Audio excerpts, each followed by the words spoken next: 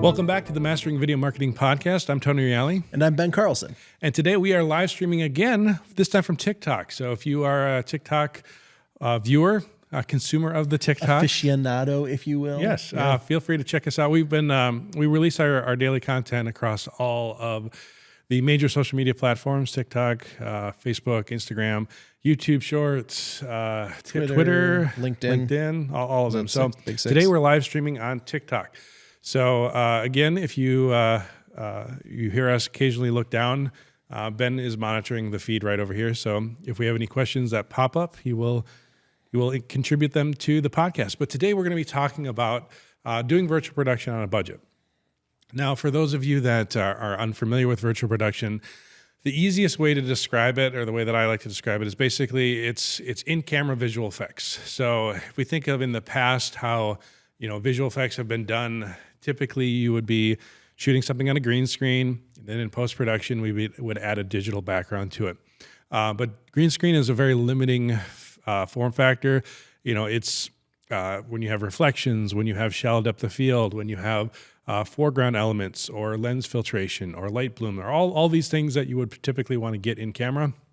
It's very hard to do it on a green screen. You have to usually do that. All those different layers in the visual effect. It's hard to just do it and shoot it.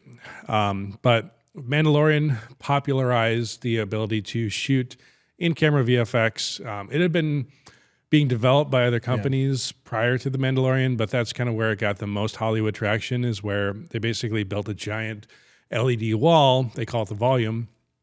And they use not just shooting the camera on that screen, but also using high-end computer software to be able to do the real-time rendering of the background. So again, it's one thing to be able to shoot against a static image, but if you move the camera, it starts to give away that there's just a screen behind the person. So by having tracking on the camera and doing the real-time rendering right in the engine of the visual effects software, and then rendering it immediately on the screen directly behind the talent, you're able to then mimic and kind of fool that depth that you would have if you're in a giant room or a small room, or whatever size the room is. It creates the proper parallax and in real time. So it's really cool.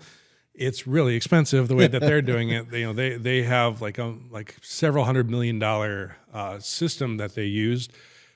So the question is, like, how can we incorporate that into smaller budget productions? And I'm sorry, go ahead. No, I was gonna say, in our developing the system that we have, we've done a lot of research, we've done a lot of homework, and I was amazed at how many budget-friendly options were out there.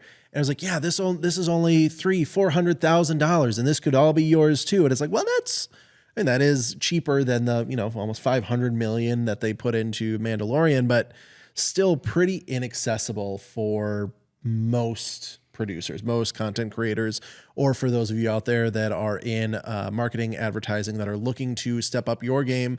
How do you do that on a budget? I mean, yes, you can stand in front of a screen, but that has its own challenges. So how do you make that effective and cost effective at the same time? Yeah, and the reason that in-camera VFX is so important isn't just the fact that it makes things a little bit easier, but typically in the world of Hollywood, every visual effects shot has to be measured out, and that it changes the budget. So let's say, typically in the realm of Hollywood, they would say, this movie has 500 VFX shots, or it has 300 VFX shots, or it has 800 or 1,000. And each one of those shots has to be budgeted for. And let's say on the day of, the director's like, hey, I would like to get another angle where we're looking back over here. Well, if it's a green screen VFX shot, that either has to be budgeted for, or it has to be, nope, we don't have the budget for that. But when you're doing real-time in-camera VFX, you can shoot like you would in a real location. Right. So if you're like, I want to get extra coverage over here, I want to get a pickup shot over there, like those are all things that you can do without it suddenly jumping the budget up exponentially. And even more fun, I mean, we've shot a couple virtual productions where we actually had to go location scouting, but you're doing it virtually. And so you say, I don't know, maybe I like this scene, but I want to try something a little bit different. Let's move the camera, let's move everything over. And you actually can manipulate the whole scene and find a new scene that works better for what you're trying to do. Or even better, you say, oh, you know what? I really want this boulder to be bigger. Boom, you just lift up the boulder, make it bigger. Oh, I need more trees here. Click, add more trees. You know what? I really wish this was set more at sunset versus midday. So you can literally, in Unreal, you can set the time where you make it 6 o'clock instead of 3 o'clock. Or even go beyond that and say, like, I don't like that the sun is there. Yeah. Move the sun. Just click and drag. Yep. It's amazing. Yeah, it's a lot of fun. So we have been incorporating it into our productions. And like I said at the beginning, like the idea is we wanted to be able to do it on a budget, not just like do it, because we love in-camera VFX. We think it's a ton of fun. But also it has to be able to incorporate into our productions where it's not, like frankly, if you were to rent out an LED wall studio, a virtual production studio in some of the major cities, ones that are in the $1 million plus build out range, for a full crew that know what they're doing, that can manage the software, the hardware, all of that kind of stuff, it's typically $10,000 to $20,000 a day. And for most of our clients, that would put it into the range of not being worth the extra effort to do a traditional production. Yes, again, there's a ton of things that you can do that you can't do in traditional productions, but when we push it into that budget range, it just becomes out of that attainable level. So for us, we've been trying to find ways to make virtual production more cost effective, not cost prohibitive. And the first thing that we did was, first of all, say, how can we do this with a more cost effective screen? Yeah. LED walls are great, but they are still expensive. And the reason that they are expensive is because you have to have a tight enough pixel pitch in the LED wall. Otherwise, you start to see the gap between the pixels and you get that moire pattern issue. If you've ever shot, especially back in the day with like DSLR video where they were doing pixel binning to try and get the resolution that, like you were shooting on a 24 megapixel video, or like the 5D Mark II, for example, 24 megapixel imager, but then it had to shrink it down to an HD image. So it basically was throwing away pixels. And in order to do that, it kind of like skipped pixels. And then all of a sudden you would have, if you had like even like this shirt, which has kind of a little bit of a pattern to it, it would probably go moire crazy on like a camera like the 5D Mark II, because you start to see patterns that develop between the finite pattern in the image. So being able to have that pixel pattern in the display not be so gaping wide that you then see that pixel between the image, that was super important. Right. But because of that, when you have a tighter pixel pitch, you typically then have a higher cost and also a higher power consumption, because it's driving a heck of a lot more pixels. It requires more processing power to drive all those pixels. Right. It just becomes expensive. The bigger and more elaborate those types of things are. So what's the next option to still do a large screen? Well, let me ask you this. What happens? What about for those that are saying, all right, well, I obviously can't do an LED wall, but what about an LED panel? We have a TV. Why can't we just use a TV? Sure. So I know a lot of people that do use the large screen televisions for their virtual productions. Again, even like this is a 70-inch TV behind us, but it doesn't like fill the whole screen behind us. You can put talent directly in front of it, but you'll even notice at the top we're getting a little bit of glare from a pancake lantern that we use to light both of us. So we have to just really angle it. And you might be able to notice, but that TV is at a pretty harsh angle to minimize that glare. We've been able to get it so that in camera it isn't super obvious, but if you were to stand next to it, it's at a pretty harsh angle. Or for those of you on the live stream, you can see, you can see that glare, exactly. Pretty clearly. So trying to minimize the glare and not have it be reflecting, even on a matte finish TV, which this is, it's not like a glossy finish, it's still, you get glare off of it. So the LED panels don't have that reflective, surface in front of it, the protective surface in front of the panel. And so minimizing the light spill on a TV is very, very difficult when you're trying to light talent. So even an 80-inch TV, they make them up to 90, 100 inches, start to get really exponential in cost, but that's still not big enough really to do much. You can do certain shots, but you'd have to get the talent pretty close to the TV, and then you're going to have light issues. So what's the next option for a large screen? A projector. Right. There's really not that much other technology. Either a large screen TV, then there's projector, and then there's LED walls. That's kind of really all there is from a technology standpoint. But again, projectors inherently have their own issues. You have problems with, the light spill, again, trying to keep the lights off of it, and also projectors typically have a maximum, distance and size that they can project the image over the top of. And also, you've got the light beam issue of, with the TV, you can be standing right in front of it, but with the projector, the light beam from the projector could smack you in the face. Exactly. Yeah. So there were still issues with the projector, but we found that was the better option for our needs and to be able to create the screen size that we have. So I'll mention again, we have a lot of videos on our YouTube channel, NextWaveDV, if you want to check those out. But today we're just talking about, just a normal conversation about how we came to this process. But we have a 150-inch screen, and we use an ultra short throw projector. So that minimizes that light beam issue. Yeah. The projector isn't going from across the room. It's literally a few inches in front of the projector screen. Which means that we can get within a few inches of the screen if need be.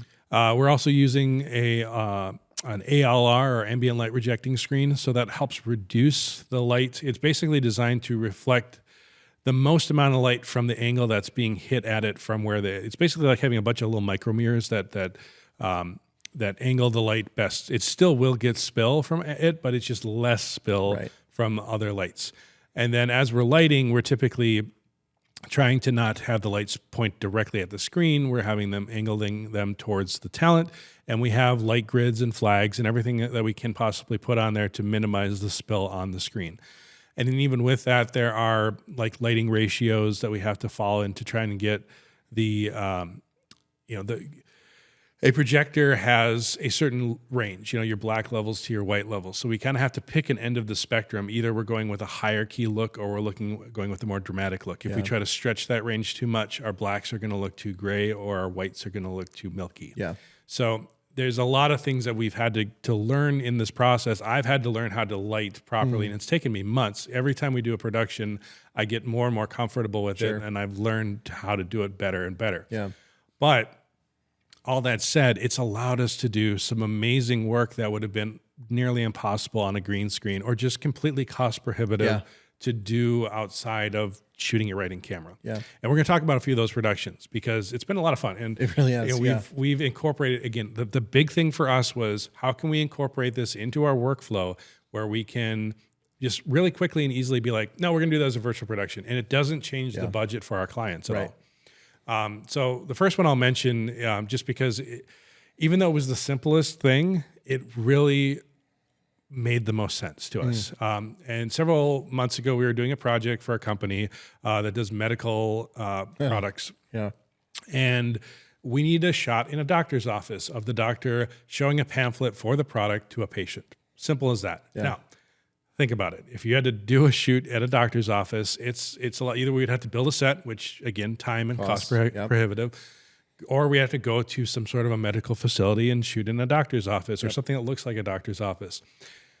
That in and of itself, booking that location, trying to get approval to get into a medical location, medical stuff lately, you have masks and vaccinations and all that kind of stuff that you have to deal with. It was for one scene. We basically did small 3 shots. Shot. Yeah. It wasn't, so we could have done stock footage, but the problem was, in fact, we did do some stock footage from the other parts of the video, but this specific shot the client wanted that look of them holding their specific pamphlet and their specific actual product. Branded information. Exactly. So, so basically we were like, well, let's just do it on the AR wall. So we got a doctor's office and we put it back there and we stuck the talent and the doctor in front of it. And it literally took us an hour to get the shot and we were done. And then we were setting up for the next shot. Yep. The other thing about it that was awesome was the client, their colors for their brand are orange. Right. Orange and white. Yeah. And they're kind of wanting an orange doctor's office. Well, that again is a hard thing to just blatantly do. Yeah. We could have built a set. We could have, but we're not going to go paint a doctor's office. That's very cost prohibitive. Because then you have to paint it back. Exactly. Yeah. So we used an AI image generator. Yeah. We used Midjourney, and Ben hopped on there. And we prompted, said, "Give me a doctor's office, sunny day, and have the walls be orange." And bam, it spat it out, and we had that perfect orange doctor's office, and it matched the color brands. And again, typically it would just been like, well, that's not an option. Yeah. But being able to do it really quickly, like again, the AI image generator did it in like 60 seconds. And we had, after a few prompt changes, we had exactly the image that we needed and we were ready to go. And what's neat about it is, just like we were saying with the AR wall, you're able to click and drag the sun, move it where you need it. With AI, you have to be a little bit more specific in how you prompt the photos. But we were able to do something very similar where we were able to give us this lighting for this time of day. And you can even get even more specific. I want this type of lighting from this direction coming in a window. You can set not too much background cover so you don't see, you wouldn't expect to see trees moving. And it worked flawlessly. I mean, it really, even though we've done it, we've used the technology, even when we sat back and watched it, we're like, holy cow, this looks amazing. Like it really turned out far better than I could have expected. Intercut with all the other footage, you would never guess just by looking at it. And it took what would have been almost a whole day to get the gear there, get into a doctor's office, do the setup. It literally took us, an hour to get that shot. Yeah. And so it literally didn't go from like, oh, this is the same cost as something else. It actually made it cheaper for us to do it. Yeah. Because we had other stuff that we had to shoot that day and we were able to shoot a lot more. Right. So that was amazing. And that really kind of opened up our mind to this is how we can use this to really incorporate into our productions. Because again, like sometimes you need to get that shot, and the difference between getting it and just having to throw that shot completely away. We've talked so many times that, when we're creating a concept for a client, we're looking at, making sure that the concept is not crazy. Yeah. Like, oh, hey, we're going to have this one shot that's, in front of the Empire State Building. Okay, well, then we got to do a lot of travel to get there. Like, so maybe we cut that shot out. So being able to use the AR, again, it's not perfect. It doesn't solve every problem, but having it as a tool in the kit, just as a camera or a lens or, motion control or whatever it might be, it's just really nice to be able to pull it out when we have those needs. Yeah. Or there was another example where we were shooting a realtor. Shout out Christian Muniz. If you guys need a Green Bay / Appleton, Fox Valley area realtor, Christian Muniz, he's your guy. Great guy. Young, up and coming realtor who was understanding the power of social media and advertising. And we were able to, he had a great house that we were able to film in, and we filmed a bunch of social media ads for him.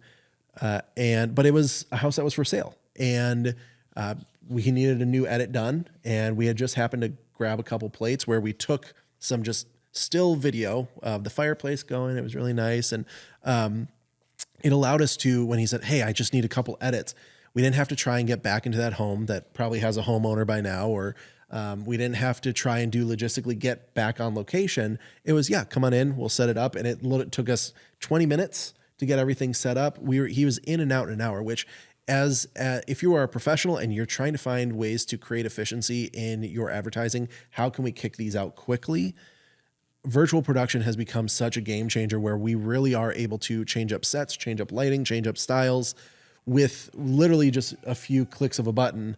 And we're able to get our clients so much more specific and so much higher results just by putting them in front of our wall. Exactly. And, you might say, why not just do the whole thing in virtual production? Well, when we were doing that house specifically, we did a home tour with that location. Yep. So he walked around and showed off the location, and then we shot those in front of the camera. And so shooting the background plates was just hey, let's just grab these just in case. And of course, right afterwards, he's like, hey, I need to re-edit some of this stuff. Yeah. And so it's just become a new habit for us. Is like when we're shooting on location, let's grab some background plates of some different angles. And we've used them. We've come back to have them in our tool belt because like maybe times we just need to get a talking head shot, and instead of either doing it on a plain background or something like that, we can throw the person back into that location and then create that continuity in the stylization of it. All they think we do is push buttons. We're just giving them more reasons to think all we do is still push buttons. For those of you listening, that was Sean Bowers, our director of post-production. Who literally just pushes buttons all day. That's all he does is push buttons. All he does. And and frankly, for Sean, like, if you've listened to our podcast, you've heard like Sean has gone also into the role of directing our esports division of our arcade. And he doesn't have infinite time either. So by having virtual production, it allows us to be able to continue to offer a high level of of VFX into our shots without overwhelming his workload and maxing him out as well. So, and again, for me as a director of photography, it allows me to then focus on getting the shot in camera as best as possible. We'll use another example. And everything that we're talking about here, I'm planning on doing videos on our YouTube channel. So certainly subscribe to that, because then you'll get to see like the actual footage. You'll get to see more of the behind the scenes of how we produce it. But we recently did a project for the Green Bay Blizzard, and we've been trying to do this project with them for a long time. But the Green Bay Blizzard is a indoor football league. So they start in like the late winter, early spring, and by then are in the area, even though we get snow a lot of the year. Yep. Usually by the time the players are around, we're out of snow. So we were struggling to get this idea, this concept created, which was the football players kind of doing this epic slow motion in a forest in the snow in a blizzard. Hence the name Green Bay Blizzard. And so initially we weren't able to do the shot for the longest time. Finally, we were doing, they had a practice camp up at Michigan Tech. And fortunately up there, it's a little bit snowier. So we headed up there and we shot a bunch of footage for them, some interviews, and we were able to get the footage that we've been trying to do for years for this project. Excuse me. But we still ran into the problem of it was a logistical headache, to put it mildly. Yeah. Like we needed more crew up there to get everything. Ideally, there were problems with technology in the cold, where our snow machine was freezing up, our fog machine was freezing up. The players were freezing up. Players were, most of them were not used to sub-zero temperatures. Anyways, we were able to get a lot of the shots, but there's still several shots, some close-ups that I needed to light better, that I needed a little bit more time with. So we came back to our virtual production studio. We put just a generic snowy forest in the background. We found one stylistically that match. Again, using AI, we were able to... And we prompted it multiple times. We're like, man, more trees, bigger trees, more whatever. birch, Snow, or get rid of the moon, or more edge lighting, all that kind of stuff. And then we fogged out our studio. We added the snow machine. We added some lens flares. We shot an anamorphic adapter, and it intercut beautifully with the stuff on location. So we were able to get a lot of those detail shots that would have been, because again, I needed to take extra time to light them. And in the cold, we had the players for like a minute or two just to get some of those shots. Yeah, we were rotating. We had about 5 that would rotate in and out of the van. Yeah. It was cold. It was super cold. Yeah. And the snow was really deep too in the spot that we were shooting. And then when it got condensed down, it became super slippery. So the last thing we wanted was for the coach to find out that we twisted some player's ankle. And so we had to be very careful. We just did the minimum that we could do. And then in our studio, in the safety of our studio, we were able to get all those pickup shots. And it worked so great and it intercut beautifully. And Sean did a great high energy edit to it that we're looking forward to sharing with everybody. Yeah. But it solved so much of a problem, because again, if I had to spend an extra couple hours trying to get these close-up shots, it would have been, it would have just been difficult for us to execute, and we were able to do it and really take that extra time in our studio to get exactly the shots that we needed. What were some of the shots that we needed up there that we couldn't get in the studio? Okay, so in the studio, there are limitations. Our screen is only 150 inches. If we wanted to get a group of players on a wide, kind of coming through the fog and stuff like that, with some of the lights coming through, the rays of light coming through the trees and hitting the fog, some of those shots would have been really difficult for us to get in our studio. Again, someday we'd love to have an LED wall, but right now this is the right tool for the job for us. So that's why we kind of limited it to some of those more medium and close-up shots. So we initially, if we weren't able to get any of the players in the woods, we were planning on shooting the whole thing in our studio, which we could have done. Yeah. We just would have then not done some of those group player shots, or we might have, in fact, we used our panel wall that you see behind us, this LED stylized panel wall. We used that for some kind of epic player shots as well, and we used some of our tube lights and again, lens flares and all that kind of stuff, and we fogged the room out. And so possibly we would have intercut that as the wider shots, and then some of the blizzardy shots for the close-up. So again, developing a concept that makes what you can work with work, instead of trying to be at the mercy of a concept. Instead, make the concept, wrap it around. I mean, that's just what a good, good directors, good good showrunners do is that they say, all right, what can we work with? What's our budget? Now let's make something amazing for it, instead of trying to say, oh, here, this one shot is going to cost us so much more. What if we did it this way? It'll still look cool and it won't really destroy the budget. Yeah, exactly. So yeah, and we've done some other projects too. We've done, we did a music video. That one we do have a behind the scenes on our channel right now. Check it out. It was actually nominated. I forget. I don't know how it did at the film festival. It was actually nominated for a film festival because of what we were able to do with the virtual production. And also, Emilio is incredible. Yeah, and for that music video, the general concept was that you just wanted to be in a forest, and they wanted the artist to be singing directly to camera. Simple as that. Yeah. But again, trying to drag all our equipment out to a forest would have been a lot of work. And the bigger concept is they wanted to transition from winter into spring, which now we're talking multiple shoot days, multiple seasons, trying to match up, get back on location. Well, and there's ways to do it in camera, but that just requires a lot more setup, a lot more hardware. Yep. And so again, for us is we seem to be always using a snow machine in a lot of our productions, but we shot with the snow machine, just very light, plinky plunky, gentle snow. Yeah. And then as the music video progresses, the snow stops, and then the sun comes out. Yeah. So we did all that practically manually. And again, we were sitting there hitting the snow machine. We did the camera on a motion control move. We had the tracking set up, and using the tracking hardware that we use is the Vive tracking. Oh, heck yeah. Which from HTC. It's the same stuff we use for our virtual reality hardware in our arcade. Right. But we're just kind of using it in reverse and having the camera, the tracker mounted to the camera. Then what happens is the background, once you get all the software and everything working computer, which is a little tricky initially, but once you get it all working, the computer knows exactly where the camera is, and it renders the parallax of the background in real time as the camera's moving around. So you get that fake look of depth in the scene, and it doesn't look like it's a screen behind you. It looks like you're. So a lot of these other shots we shot somewhat static, so that or minimal movement. But when you have the tracking, you can really move the camera around a lot more, and it feels like you're in a real, true environment. Yeah.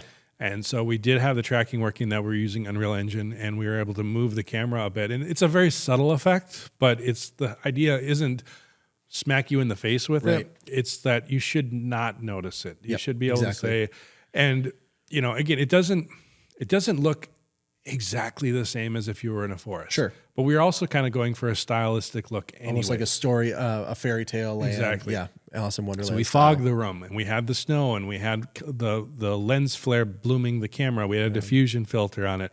All things that would be a nightmare to do on a green screen, we did in camera. And the post-production on it was really simple. Yeah. It was literally the color grade, and that was it. Yeah, there was transition in between two cuts. Yeah. Yeah. And there was no VFX. There was no nothing. Right. And it was one of the fastest turnarounds and workflows, considering what that could have been, how much work that could have been. No kidding. So, yeah, using virtual production has been a great asset for us. And, our focus has been, again, we definitely want to do an LED wall at some point, but for it to cost $100,000 to $200,000, well, then we would have to increase the rental rate of the facility. Yeah. So, NAB is happening right now, and in the next episode, we'll maybe do a recap of some of the things that stood out to us in NAB. We were hoping to go this year, but business we've been busy, so we haven't been able to make it out. Hopefully next year we can go back. It's been a while since we've been to NAB. In fact, for those of you that have watched our channel, a lot of our videos for a long time was NAB coverage. So, if you want to check out some of that, you can go back and look at the good old days. But the main thing that I wanted to keep an eye on is virtual production. And I feel that we're watching the industry change. Just like when DSLR video came out, it took a couple years before everybody really took it seriously. Sure. And then the industry started adapting to it and making accessories for it and really kind of embracing that. Yeah. And then a few years after that, all the camera manufacturers are like, I guess we got to make interchangeable lens cameras now. And everybody and their brother, from Blackmagic to Sony to Panasonic to everybody, was making high-end cinema interchangeable lens cameras. Yeah. And I feel like we're going to go through that same evolutionary change with virtual production, where at first it's, very high end stuff. Even like gimbals would be another good example where like when Movi first came out with their gimbal, it was $6,000, $7,000, $10,000. I don't know. It was crazy expensive. Yeah. And then there were the kits that you could buy from China that we did, and Sean spent hours trying to get that thing working.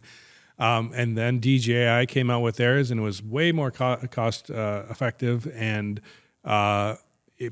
push of a button, auto balancing, like so many things were easier. And now today we have like single-handed gimbals that you can throw a DSLR, and it's super easy.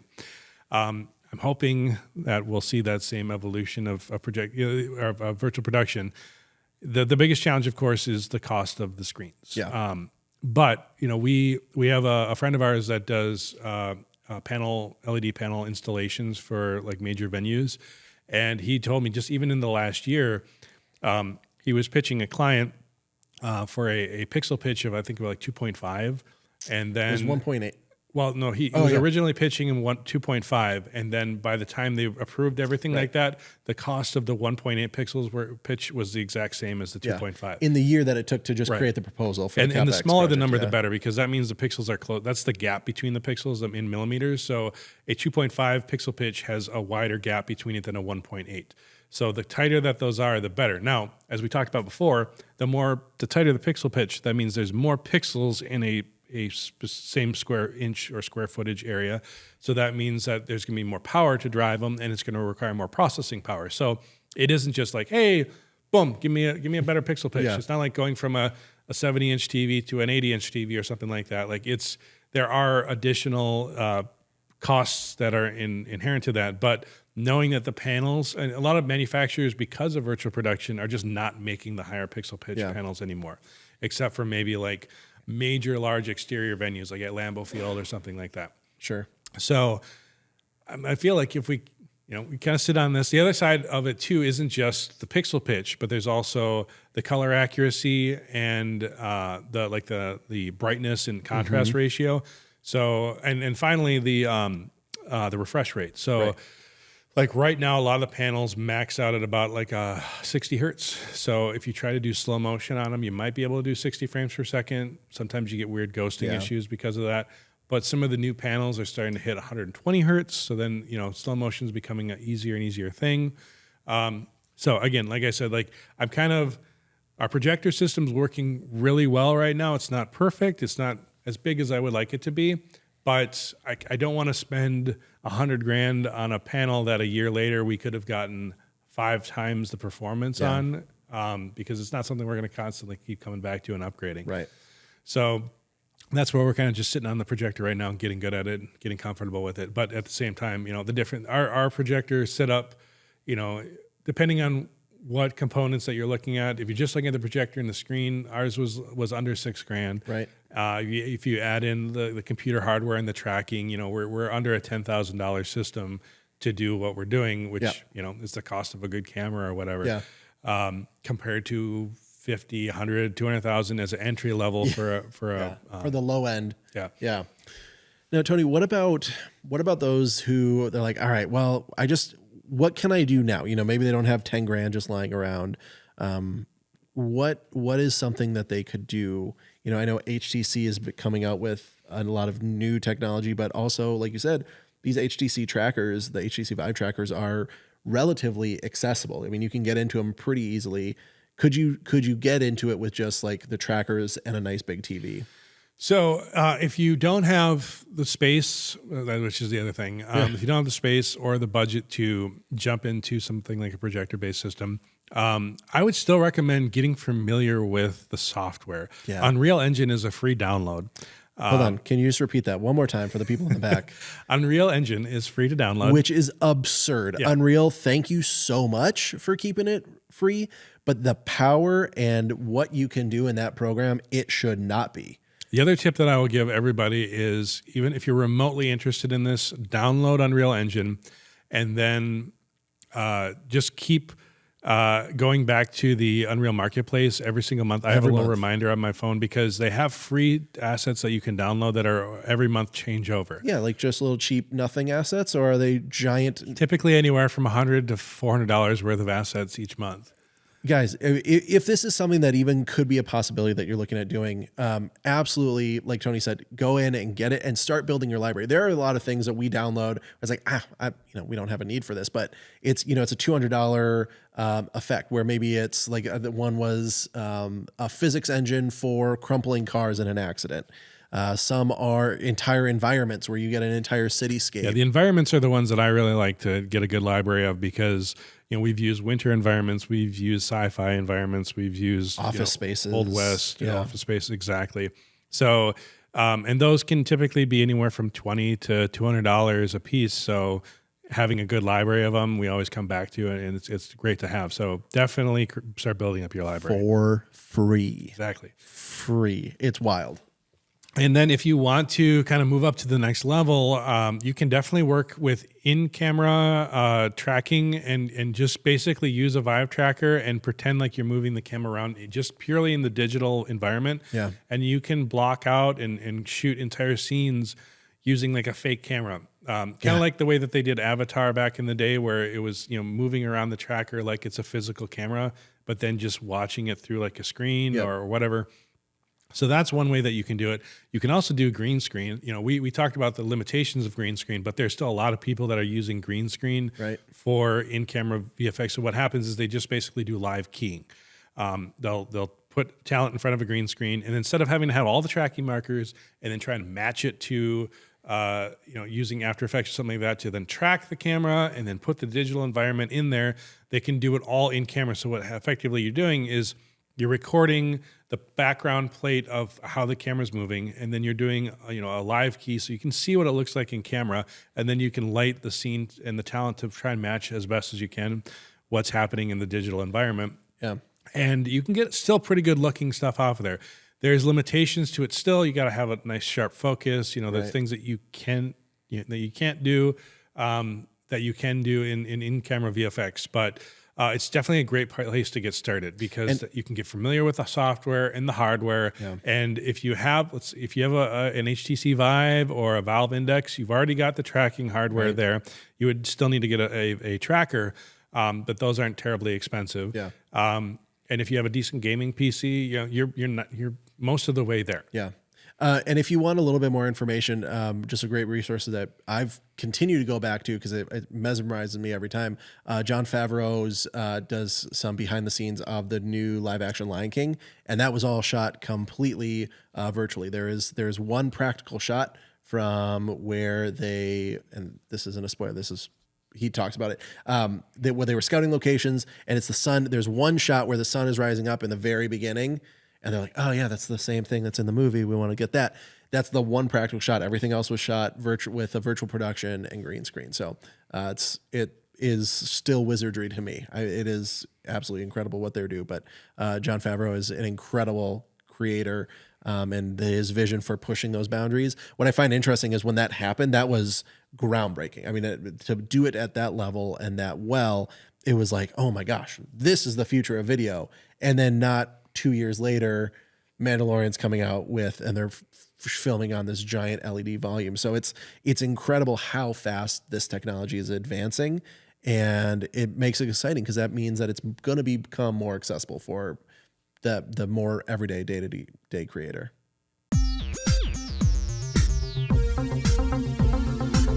All right, Ben, it's time for the Pop Culture Corner. Only you can hear with that. I'm assuming it's really fun. It's very fun. It is very enjoyable. All right. I guess you're probably going to know what I want to talk about. Yeah, for sure. It's the Love is Blind release. There was a reunion, right? That's what you want to talk about? You are the king of romantic stuff, comedies, dramas, whatever. No, I no shade to anyone who does watch it. That's one that I cannot get behind, any of the like The Bachelorette, but fun.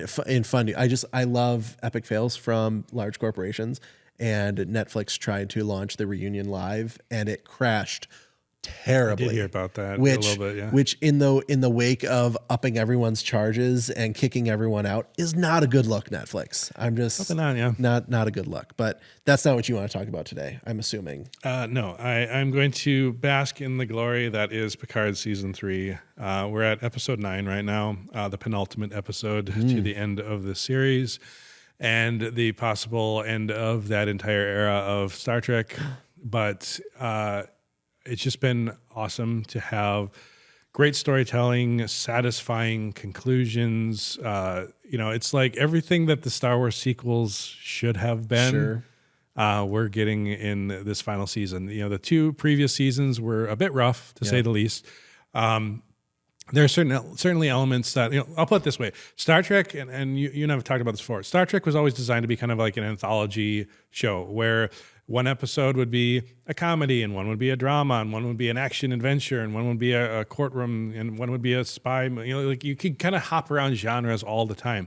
And because of that, one episode might be amazing and the next one might be meh, and then there might be horrible, and then the other one might be really engaging. Yeah. So I was okay with Star Trek having the good with the bad. And that, again, if we look at the original series of movies, the motion picture was okay, kind of boring, but still visually compelling. Star Trek II, The Wrath of Khan was exciting and punchy. Search for Spock, still good, but not at the same pace. Star Trek IV, more of a comedy. Yeah. Star Trek V, they fell on their face a bit. But then we did get Star Trek VI, where we had a nice conclusion to those characters. So I'm fine with the bad as long as we get the good. Sure. And I really feel that it's so important to a franchise to finish strong if they're going to finish at all. And so, I look back, how many 10-plus year franchises have really stuck the landing? Yeah. Marvel, Endgame, Infinity War and Endgame, I think were a pretty good closing to that era. I know that they continue on, but so does Star Trek. There's other series and there's other things. So, you could, Harry Potter did okay, but it wasn't even that long of a thing. But then my issue with the ending of Harry Potter was that it got a little teen angsty in the second to last movie. Well, it is teen angsty. That's the whole point. And that's something, if going back, because I didn't read it at Harry Potter as a kid, I know a lot of people that, they started when they were 8 years old and they read it, every year when it came out. But you think about it, that is the age that was right. And so when I went back and I was listening, my wife and I did a 6-week road trip and we did Harry Potter. We did the whole series on audiobook.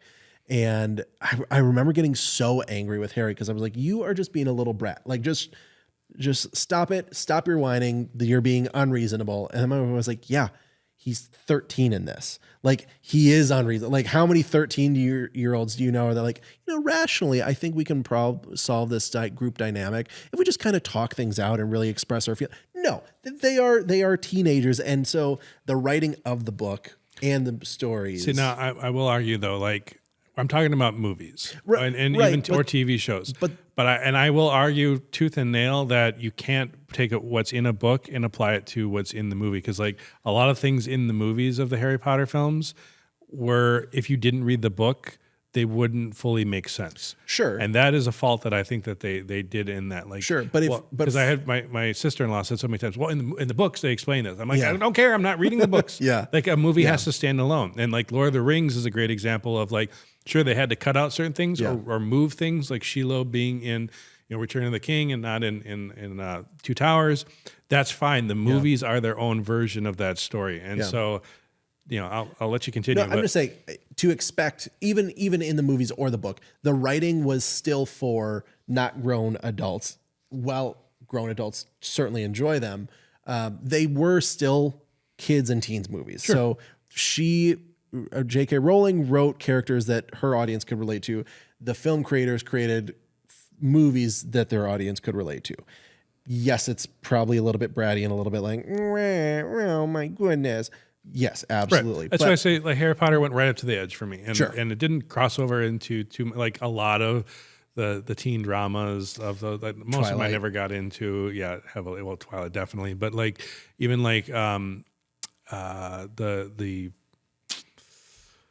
bow and arrow. Hunger Games. Yep. Okay. That one crossed over into it a little bit too hard for me. But I like Harry Potter. Don't get me wrong. I'm just saying it went right up to the edge of my tolerance of teen angst, without completely. But the penultimate movie was right into that. Nice. And okay. anyways, but even in my definition, that still isn't quite then that 10+ year franchise. So you've Yeah. got to like the Marvel films, there aren't a lot of like, obviously Star Wars is a good example of one that didn't stick the landing well at all. Yeah. And kind of undermined everything that came before it. And it had Picard season 3 not done as well as it is doing.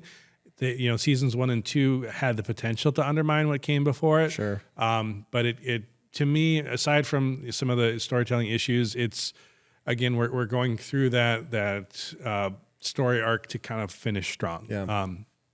And I found it to be incredibly satisfying. I'm really enjoying what they're doing with it. I'm not going to be spoiling anything in this, but it's just really, really satisfying that, again, all those things that we wish that had happened in the Star Wars sequels. First of all, have the sequels be about the original characters, Sure. not about these new characters. With a sprinkling of Right. old, just Allow to be those like, oh, look characters what to we got. be the hero of the stories. Yeah. Allow the allow the ships to be the heroes of the stories. Allow all those types of things. It was just, and then not allow the things that had happened prior for the characters to be completely undermined. Yeah. Let me ask you this. So let's look at the Star Wars trilogy or the Star Wars sequels. Do you think that Harrison Ford could still be the star of today? Could still be the star of those movies and the hero of those movies? Would that make he's sense? doing Indiana Jones now, years after doing the other one. So I know. we'll see how that goes. But would Han Solo make sense to be the hero of the day today, or would it make sense that he is helping the next generation come up? I will say the way that Star Trek Picard season 3 has done it is the perfect example of how the answer to your could do question both. is yes. Sure.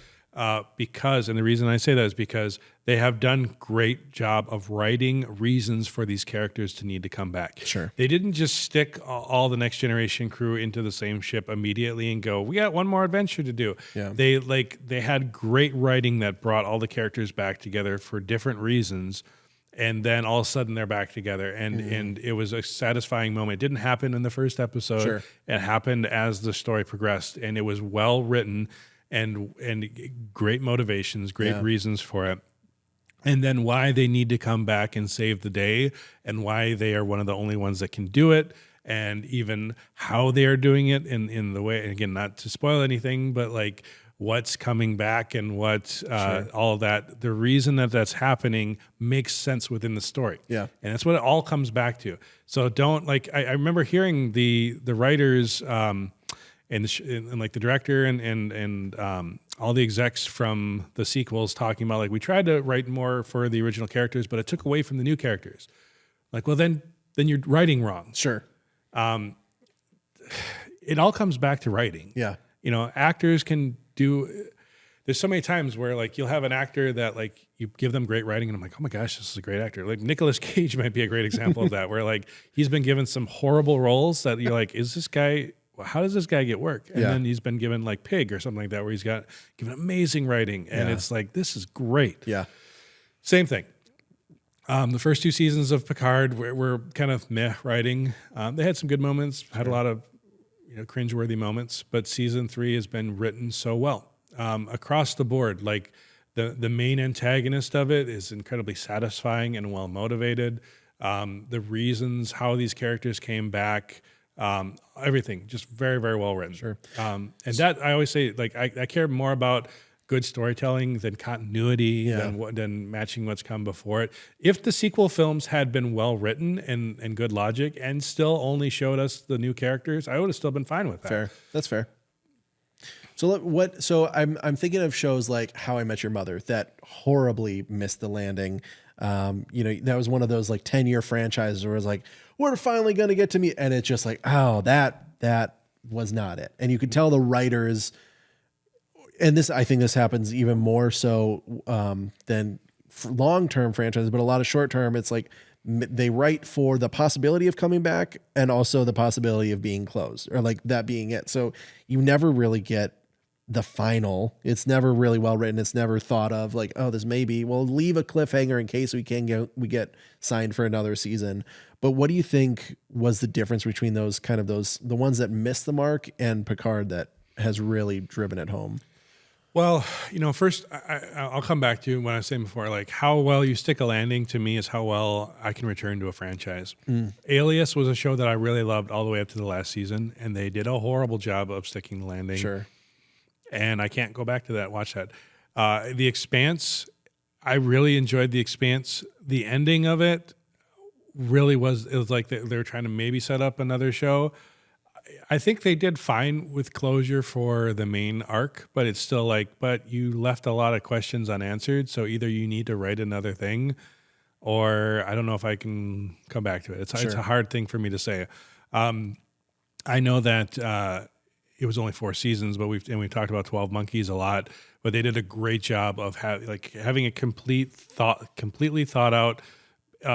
They knew it was going to be 4 seasons. Yeah. They wrote it for 4 seasons. And they really stuck the landing well on that one. So 12 Monkeys is probably one of the best examples of a show that's incredibly satisfying to come to an end of and be like, you did it. Yeah. And I could watch that one multiple times and be happy with it. What I think is interesting is, that as the binge culture is evolving, and it used to be that you would want to get into movies and like, if you could just get, A-list movie Hollywood celebrity, that was when you made it.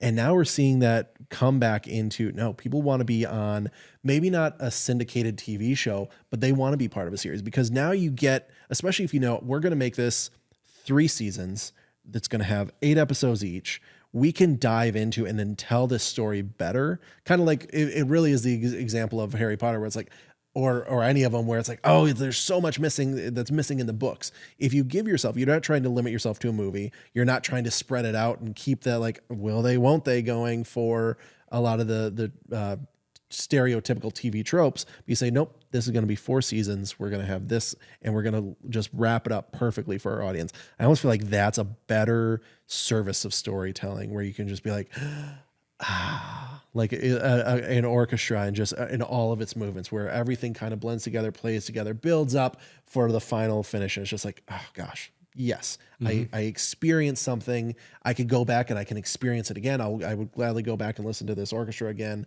or watch this series again, because it does have that finality to it. Well, I'll come back to you. You asked the question, what makes Picard season 3 unique, or maybe not unique, but just effective. And it boils down to the fact that they wrote good character motivations for these. So like, it isn't that they're not without drama, but the drama makes sense and the drama has purpose. Yeah. They have mysteries that are opened up, but then they have like short mysteries that are solved shortly after. So you're not just dragging it on. Like some of the worst shows that are obsessed with mystery boxes, and I think the term mystery box has been thrown around incorrectly by a lot of YouTube commentators. A mystery box is, because J.J. Abrams coined the phrase. If you watch his TED Talk, which I enjoyed at the time, and now I go back and I cringe because the man has. I like his style, but he's done a lot of harm to Hollywood because of the success he's had with his mysteries. But the fundamental idea that a mystery box, he says it in his TED Talk, is he has this box from his grandfather or whatever like that he never intends to open, because the mystery of what it could be is more valuable to him than whatever it could be. Sure. That's problematic in your storytelling, because if you get so obsessed with just leaving the mystery unanswered, I'm okay with that occasionally happening. Yeah. But like, you can't hinge an entire series or movie or whatever like that around a mystery, then never answer it, because that's super unsatisfying and it's lazy. Right. Don't just set up like, Lost was famous for this, where they just kept setting up mystery after mystery and either not concluding it or not, or just whatever the conclusions were unsatisfying. Yeah. So that's why like J.J. Abrams went from one of my favorite directors to one now that I'm a little bit more frustrated with, because of that, again, a good mystery should keep me engaged, but then should also have a satisfying answer. Right. And I feel like Picard's been doing a good job of that in this season. And I feel like, the Star Wars sequels did a poor job of that. Where's Luke? Oh, he's just kind of depressed. Who's Rey's parents? Oh, they're nobody. But actually, no, they're somebody. No, we changed our mind. Who's Snoke? He's nobody. No, actually, he's somebody. Like, stop doing that. Pick a direction. Yeah. Be coherent. Be consistent. So those are kind of my 2 cents when it comes to that. There's one episode left of Picard. We'll see if there'll be. There's a lot of clamoring for Star Trek Legacy series after that. that would kind of continue in this era. The showrunner Terry Matalas has said that he'd love to come back for it, but we got to see if Paramount Plus, like, the one good news is that season 3 of Picard is the first time that Star Trek has been on the Nielsen's top 10 ratings for streaming right now. Oh, wow. So they broke through on that.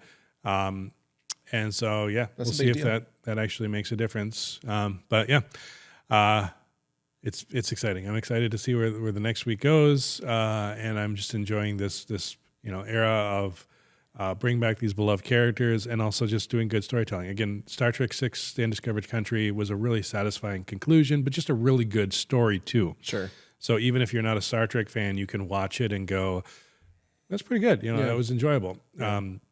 And I feel like they're doing the same thing with season 3 of Picard, where it's even if you're not a fan of the series, you can still enjoy it. Sure. But if you are a fan of the series, it's incredibly satisfying. Yeah. Nice.